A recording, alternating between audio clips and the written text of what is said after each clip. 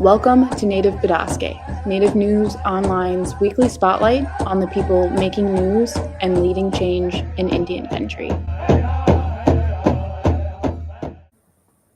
Welcome to another episode of Native Bidaské. I'm Levi Rickert, publisher and editor of Native News Online. Last week, the Department of the Interior announced $120 million allocated for climate change needs in Indian country. So joining us today, we have a very special guest, Assistant Secretary for Indian Affairs, Bryan Newland. Welcome, Bryan, back to Native Bidaské. How are you? Hey, Bonjour, Levi. I'm great. How are you? I'm doing well, and it's good to see you. And I understand you've been back in Michigan, but back in D.C. But the weather's been great here in Michigan. Well, it's pretty hot here in D.C. and I guess that's relevant to a lot of the work that we're doing here.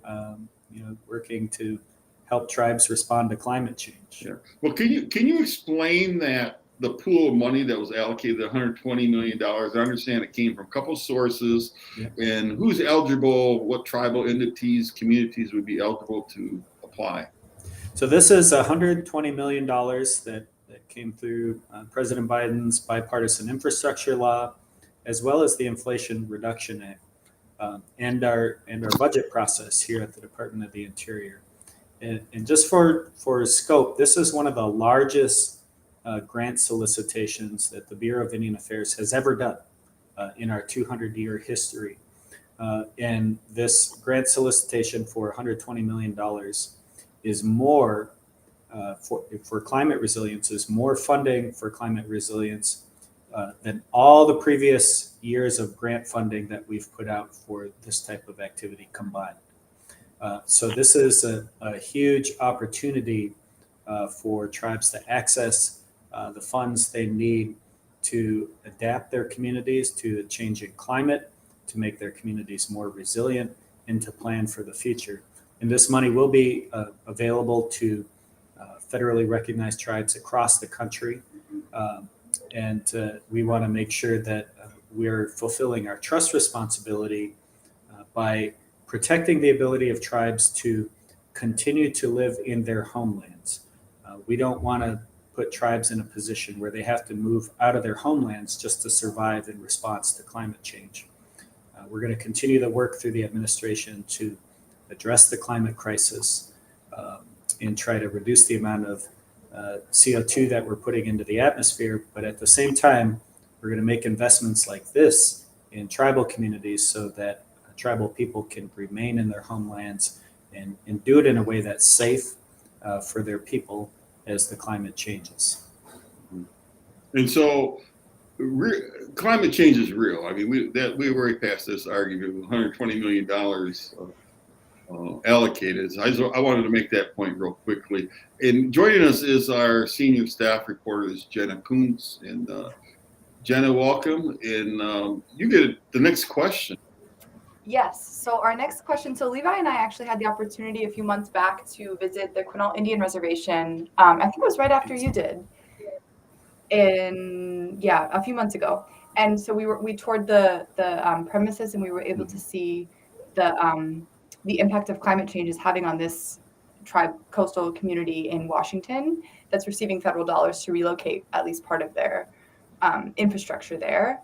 And can you give other tangible examples for folks that maybe have no idea what this will look like on the ground of what sort of climate impacts other tribal nations are facing and how these dollars might help? Sure. So as you may recall, Jenna, last fall, the administration announced a historic amount of funding to help 3 tribes relocate some of their communities off the coastline, still in their homelands, in response to climate change that's driving higher sea levels, more intense storms, more intense flooding, things like that.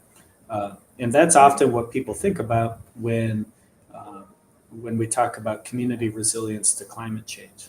But that's just one example. We're seeing right now with this heat wave that there are a lot of homes that don't have adequate ability to remain cool in the face of climate change. We're seeing communities that are seeing droughts, more severe droughts, or more severe wildfire, or even more severe thunderstorms, and where I come from, blizzards, or just weird weather that's impacting communities in ways that they just haven't had to deal with. And we're also seeing in tribal communities where people rely on subsistence, animals and fish and crops for their daily food source, that the changing seasons and the changing climates are affecting their ability to get food. And so these are all things that tribal communities have to plan for as we confront climate change. And so these are the types of activities that we want to fund with this investment, to make sure that it's not just the coastal tribes that are impacted by this, it's all tribes. And we want to make sure that we're making that investment in tribal communities to adapt and respond. Is there a threshold that tribes have to meet in terms of eligibility? I mean, you say it's across the board, but how is the department really put it into priority in terms of those tribes that should receive funds? Well, we're gonna look at the tribal proposals that come in. Many tribes haven't begun the planning process, and that's important when you're talking about making large investments in your community infrastructure and your ecosystems that surround your communities. And so part of this funding will be available for that type of planning work, because we have to, when we make those investments, they have to be thoughtful. And so we're going to look at the proposals that tribes submit, how they want to use that. Many tribes have actually already adopted climate resilience plans and now need funding to begin to implement those plans. And so some of this money will go toward that as well. And we want to make sure that we are being flexible. As you both know, for a long time, the federal government and the Bureau of Indian Affairs dictated to tribes how they should do things on the ground in their community. And that never really worked out well.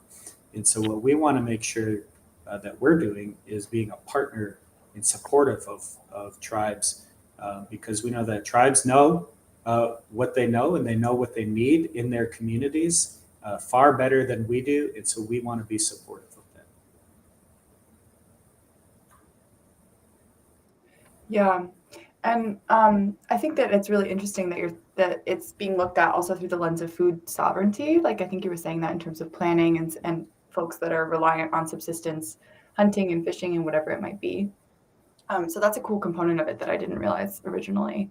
But one thing I'm wondering is about the if there's anything else being done. So $120 million, while it's a huge amount of money, it could seem like small potatoes when it's spread across all of Indian country, as we see with other federal dollars and dollars allocated to a large amount of people and in different life circumstances. So I'm wondering if there's anything else that the DOI is doing to address climate change other than what you had previously mentioned. Well, so first, Jenna, the longer we wait to address climate change, both to stop this process and to respond to it, the more expensive it's going to get. And the need is already great. So this $120 million is a down payment. And we are not proclaiming that this will fix everything across Indian country, but it's an important investment, and it's a historic investment. Again, we at the Bureau of Indian Affairs haven't done any grant solicitations of this size in our 2 centuries of existence, and so this is a big deal. But it's, as you indicated, it's not going to solve everything. But it's also important to note that the President's Bipartisan Infrastructure Law and Inflation Reduction Act add on other things to help tribes and other communities respond to climate change. We're investing in tribal irrigation systems and other irrigation systems in the West to make them more efficient, so that water remains in the irrigation system for use for drinking water and for growing food. We're supporting the development of EV infrastructure across the country, including in tribal communities. Of course, we have the climate community-driven relocation work, which is separate apart from this grant funding that we're supporting. And those are just some examples of some of the things we're doing.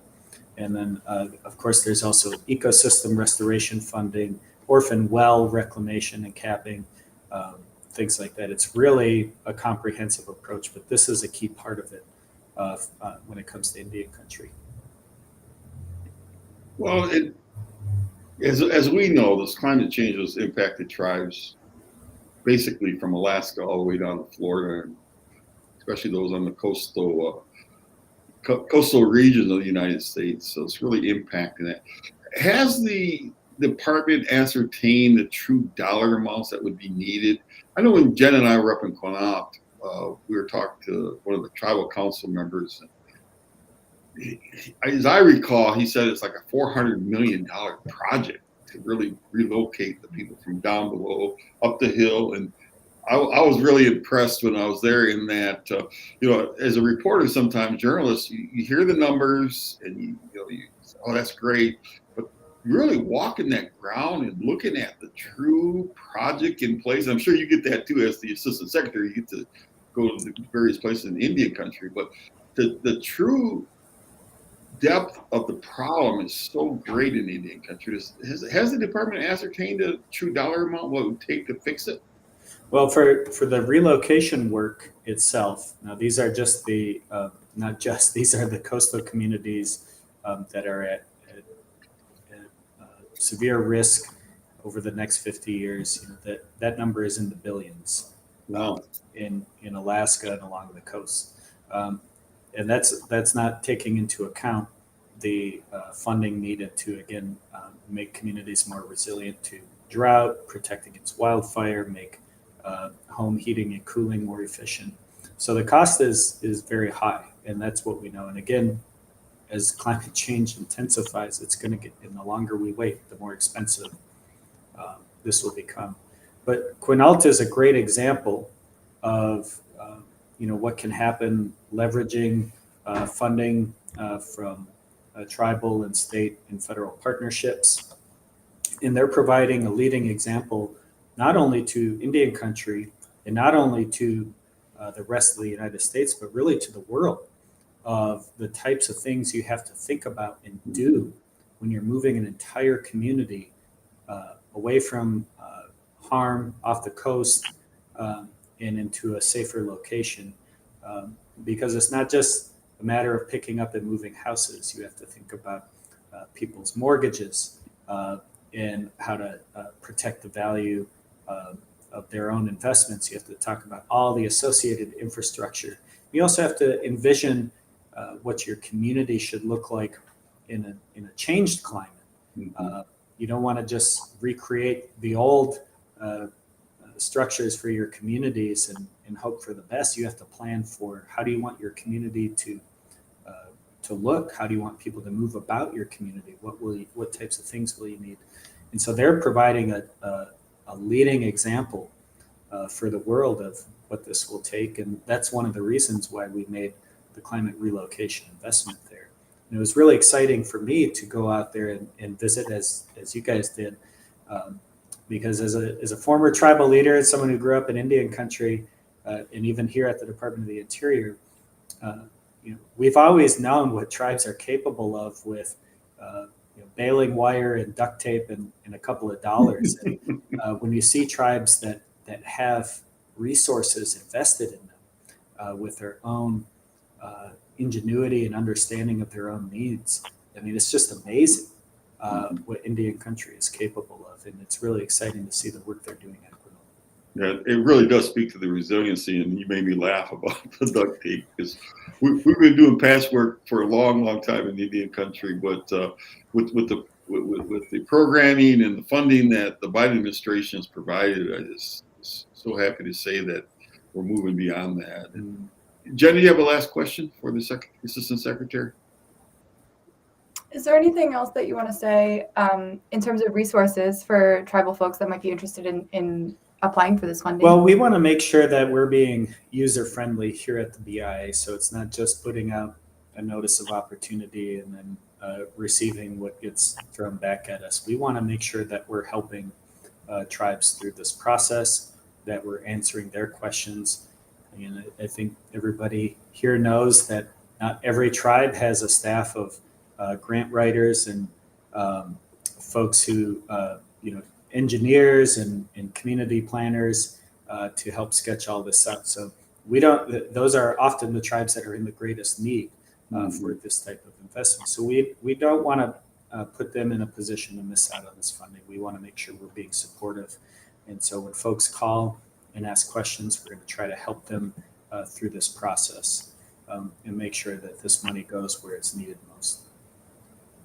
Well, I really like that. I mean, there's such varying levels of sophistication among tribes, and those that can afford to have the staffs with the planners and engineers and everything. But you bring up a great point, Assistant Secretary, that there's so many tribes that just don't have those means to even provide those planning and having that long. We always talk about 7 generations, but man, and you need good planners to help look for that forward to the next 7 generations. Absolutely. Yes. And I want to thank you, Assistant Secretary Newland, for all the great work you're doing and shedding more light on the money that's been allocated for climate change. And to our viewers, Chi Miigwech for tuning in to another episode of Native Bidaské. We'll be back next week with another interesting topic, and we will look forward to seeing you next week. In the meantime, have a safe summer. Take care of your good kids. Miigwech. Miigwech. Thank you, everybody.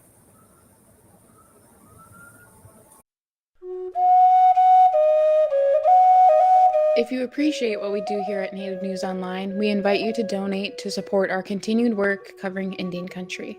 You can scan this code with your smartphone or go to the link located below this video to donate today. We greatly appreciate your support. Please be sure to subscribe to our YouTube channel and follow us on Twitter, Facebook, and Instagram. And be sure to scan this code or go to the link below to subscribe to our newsletter. Thank you for joining us today, and please be sure to join us again next week for another episode of Native Bidaské. Chi Miigwech.